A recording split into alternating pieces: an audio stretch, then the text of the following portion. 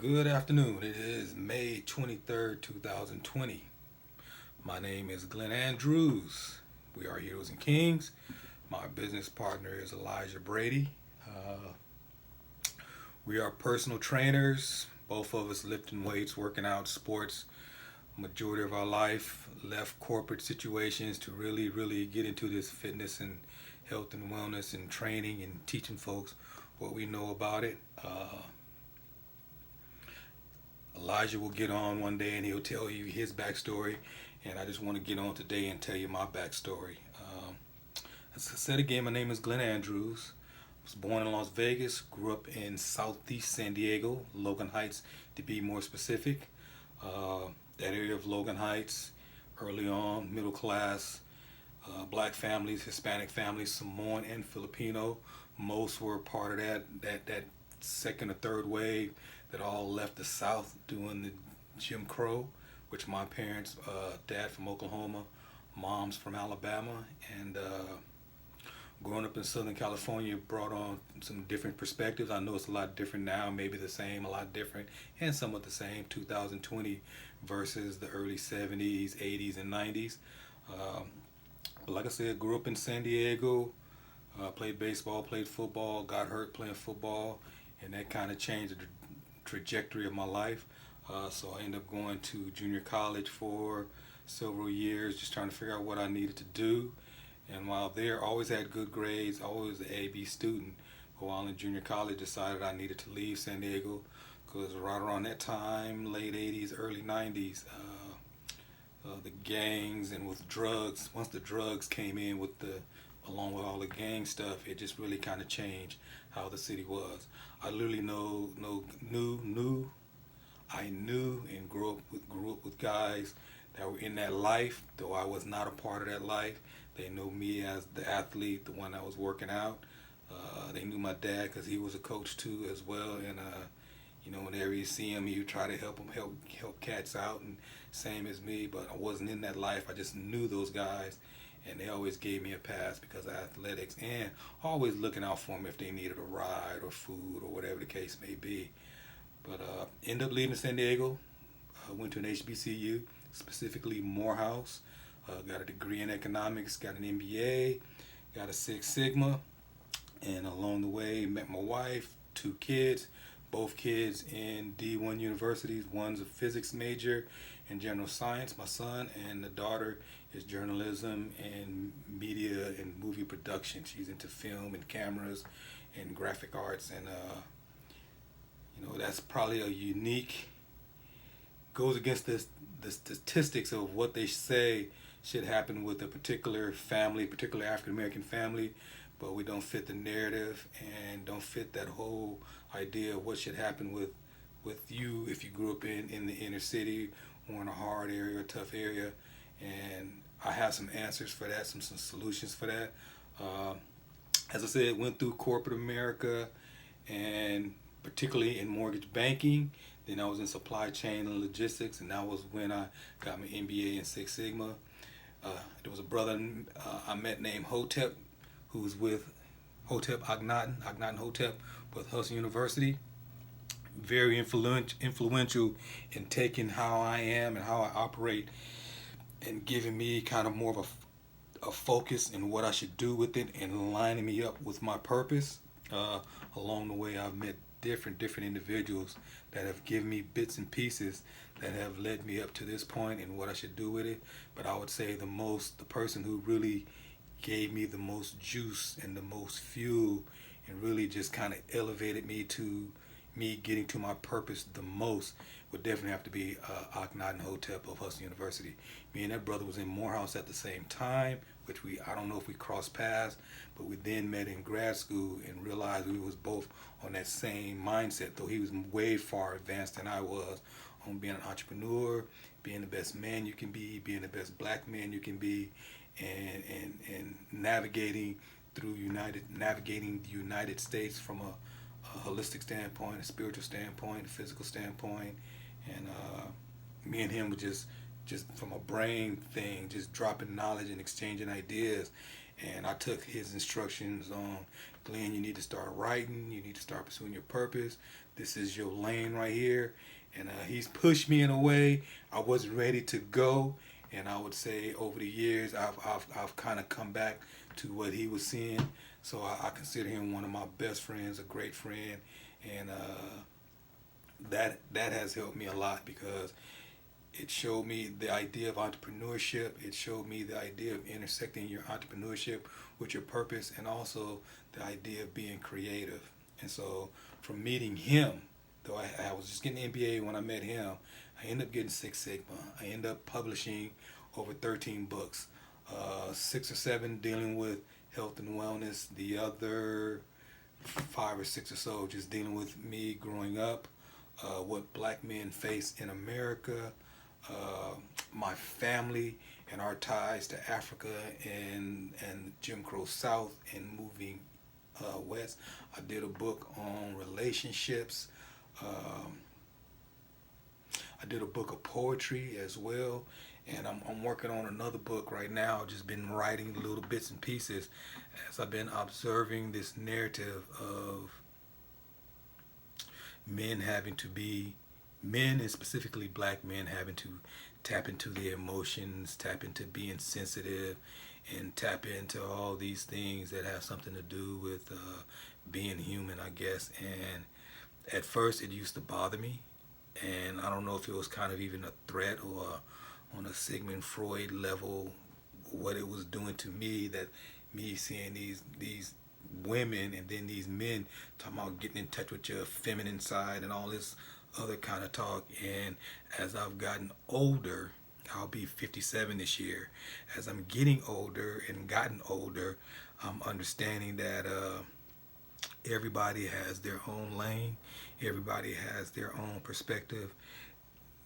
Over a billion of us on this planet, a billion different fingerprints, a billion different DNA and genetics. And for me, being emotional, being a person that have to shed tears and tell you what I'm thinking and what's going on in my mind, that is not my lane. Though I can respect those brothers whose lane that is not my lane. It will never be my lane, nor do I want it to be my lane. The way I grew up, having to deal with the neighborhood bullies, having to deal with just growing up in an area where there were some challenges on the street, there were some challenges at school, and me not being one of those cats that would run, and or I put it to you like this: I saw the bullies. For the most part, the bullies didn't even bother me, but when they did cross my path, they made a mistake.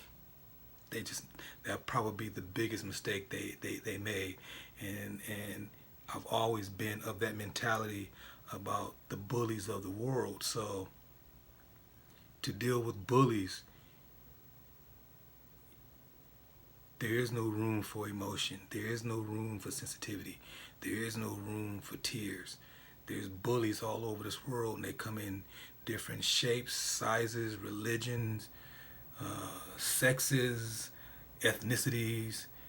They come at you different ways, whether it be something physical, whether it be something in a company where you got a manager you're dealing with that just giving you a problem. It could be a church pastor. It could be a football coach, a baseball coach. Bullies,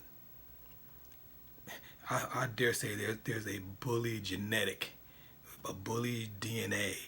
And the one thing I recognize, and I've come to recognize with every type of bully, is they have a fear, and they have a fear of someone bringing them that smoke on that level or exponentially.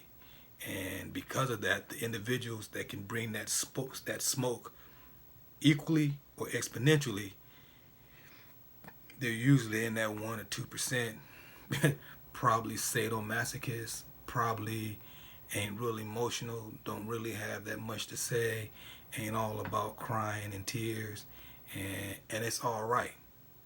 It's quite all right. And I see a lot on YouTube and a lot of folks putting books out, and that's good. Maybe, as I said, as I'm getting older, I think I see it as about 5 or 10 different lanes. A lane for the emotional, a lane for the sensitive, a lane for the ones who like to talk, a lane for what they call the simp. But I also think there's a lane for those of us when duty calls, when there's time to step up to the plate, when all hell break loose. We're not walking up asking what needs to be done.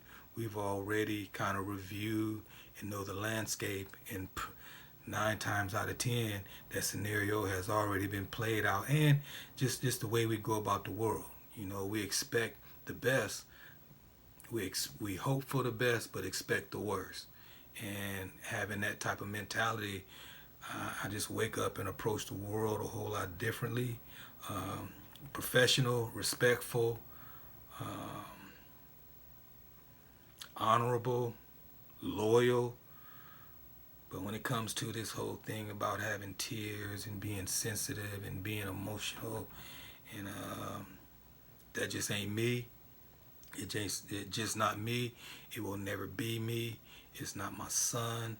Me and my son was having this conversation. I just went out and visited him about a month and a half ago before all this stuff broke out, and I want to thank him for dropping a little seed on me, a little bomb on me, giving all that I've given to my son from life to this 21 years of life. Me hanging out with him, who he's a cross country runner, long distance runner, still works out, do a lot of calisthenics, in college doing his thing, and getting out there with him, I knew we was going to be doing some training. I didn't know what kind, which really we were just running, biking, and doing push-ups, doing 100 push-ups every day. There was one day, most of the time I was in Eugene, it was quite cold. And there was just one day where the temperature was around 38, 39 degrees, and it was icy. It was icy rain, sleet and rain, and that day was my bike day versus run day with him, because we try to run every other day or run every day. He ran every day. I biked every other day because I didn't want to mess up his running pace, because he's just about a 7:30 on his mile for 3 miles to 5 miles. And I didn't want to mess up his training. So on the days that he wanted to get his speed up, I would ride with him. And on the days where he wasn't so much wanting to get the speed in, just want to get the training in, I would run with him. So it was just one particular day. It was about 38, 39 degrees, raining, sleet, ice. My son come out of his room. I'm sleeping on his couch. He had on shorts, his moisture wicking shirt, and I'm laying there with some clothes on. I brought my Mare hikers, which are water repellent, and I said, I guess we're just gonna do our push-ups today and chill. And my son said, nah, we gonna get it in. He said, rain, sleet, snow, whatever is on the agenda for training that day, whether it be indoor or outdoor, we gonna get it in. And at that split moment, at that split second, I was so proud and happy. It was just a weird emotion for me. It was just weird because it's like, whoa, my son is he's like me, and he's even more like me now, and he just gave me something when I was getting ready to just chill and kick back and just do the push-ups and be done. And he's like, nah, Pops, let's get it in. And I put on, I think I put on a hoodie. I had most of my stuff was training stuff, which was kind of water repellent, but I had my Maros. Man, my hands was cold. We did the 5 miles, but he had on shorts and a shirt, and I posted it up on Facebook, and I was biking behind him, and it was like, whoa, there was no way I was gonna whine or complain on that day while he was running in shorts and shirt 39 degrees while it was raining, and he got it in. And when we got back, took a shower, we were getting something to eat, and we were just chilling, and we just got to talking about this topic, and it was like, I said, hey, Mace, what's your thought on this whole thing about sensitivity and men and having to cry and showing these emotions? He's like, hey, Pops, I ain't trying to waste my time with that stuff. You know, we got to, when it's time to do whatever needs to be done, we just get it done. And I was like, whoa, this boy is just like me. My boy is just like me. I said, well, what do you think about all this stuff that's being said on social media and all these books being written about this kind of stuff? He said, you know what? That's all well and good, but there's guys like you and there's guys like me. That ain't us. That is just not us. And you know what? It's okay. And right then the light bulb went off in my head, and I was just like, cool, cool, cool, cool. You know, it's all right that there's some men out here that don't cry. It's all right that there's some boys out here that don't cry. You know, I recognize that there are some individuals who have some mental issues that may need counseling, may definitely need counseling, definitely may need a psychiatrist or psychologist or whatever the case may be. But there's a whole bunch of men that have a whole different genetic makeup, a whole different DNA makeup. We're not wasting no time on tears, and even if there is a tear here and there, that's after just going through some battles, some war, some scars, and it's at a time where you just taking that deep breath to catch your breath. You know, there's work to do. There's some things we need to do in our communities. There's some things we need to do with our families. There's some things we need to do in the community. There's some things we need to do in the United States. There's some things we need to do on our planet. And the thing you cannot do is waste time. And I see this in my opinion, all this wasting time and considering, I wouldn't say wasting time, for there's some 1%, it's some 2% of guys out here, we are the workers. We are the workers. We are the ones who are executing that action. We are the ones who get that phone call where in the middle of the night some things got to get done. In the middle of the day some things got to get done. We are the ones that's changing flat tires. We are the ones who's crawling in that hole where nobody else is going to crawl into. You know, we are the ones that got to kill that bug in the corner. And when it's time to get that done, there's no time to be wasting on emotions. There's no time to be wasting on tears. Here's the situation. Here's the problem. Do something about it. Not let's discuss and wait. And maybe it might even be fear. And even if you have fear, it gets compartmentalized. It gets pushed back on that list of from 1 to 10. Fear get pushed down to number 10, and up. And number 1 and number 2 is 1, execute. 2, action.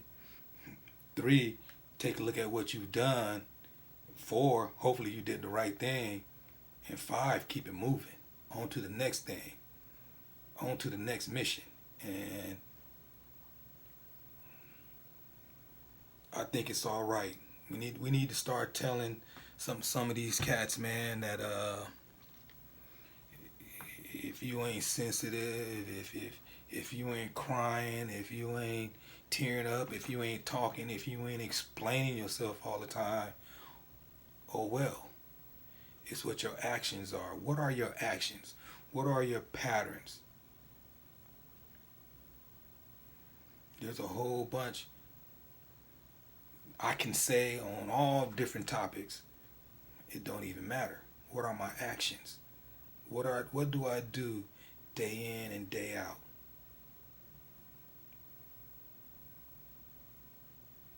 Down the line, because I got a lot up here. Got a lot here too. 57 years on this planet. I done seen a lot, experienced a lot. Loyal, never snitched, loyal. Got my brother's back. Been my brother's keeper. A Morehouse man. Southeast San Diego.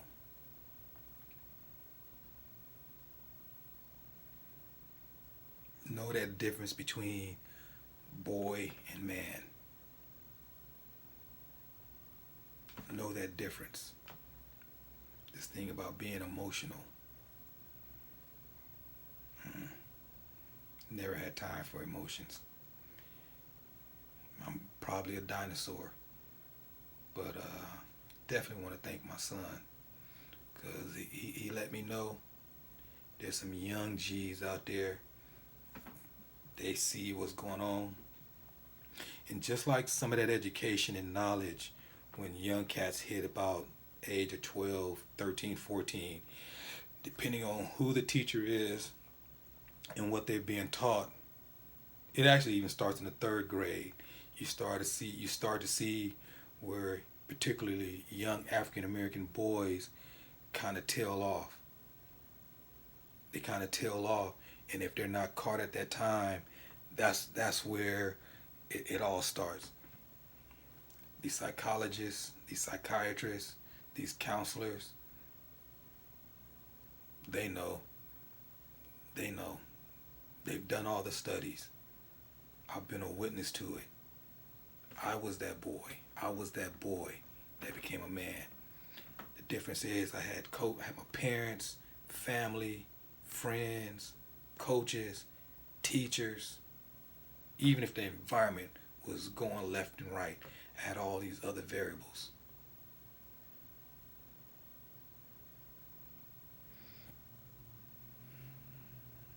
So,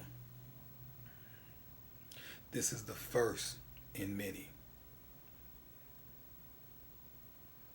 We're not going to do this under Heroes and Kings. Heroes and Kings is mainly our training. It has a connection. Heroes and Kings is our training. It's our Apparel Store, and it is kind of the symbolic nature of me and Elijah's personality.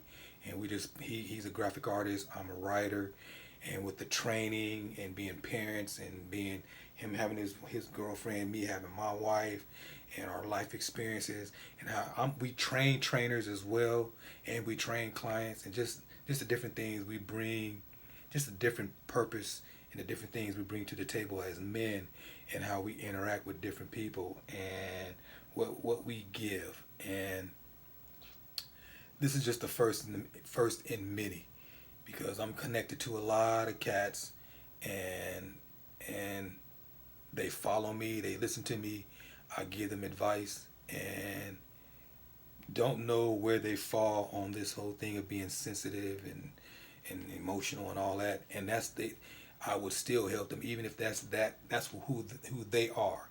But thanks to my son, I realize, which I realize who I am, who I've always known who I am.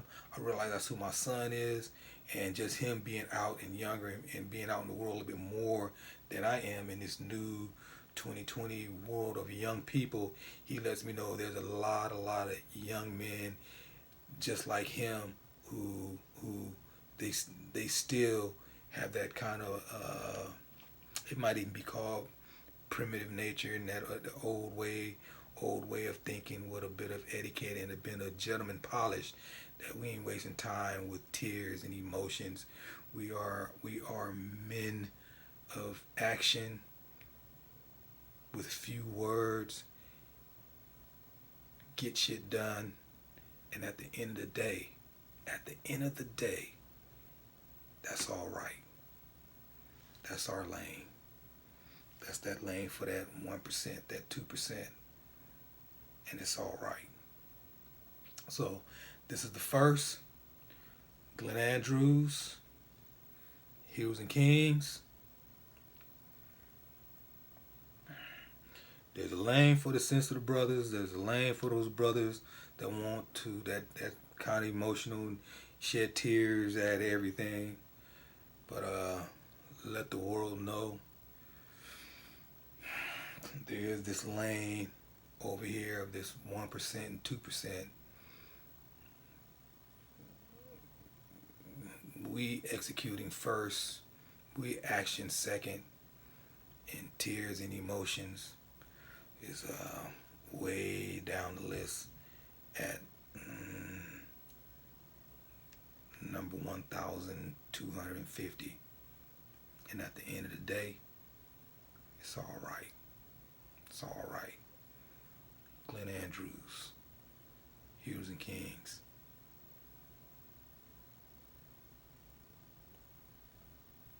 Execution in action. This is my son's room. This is not my office. The spirit of him. Yeah.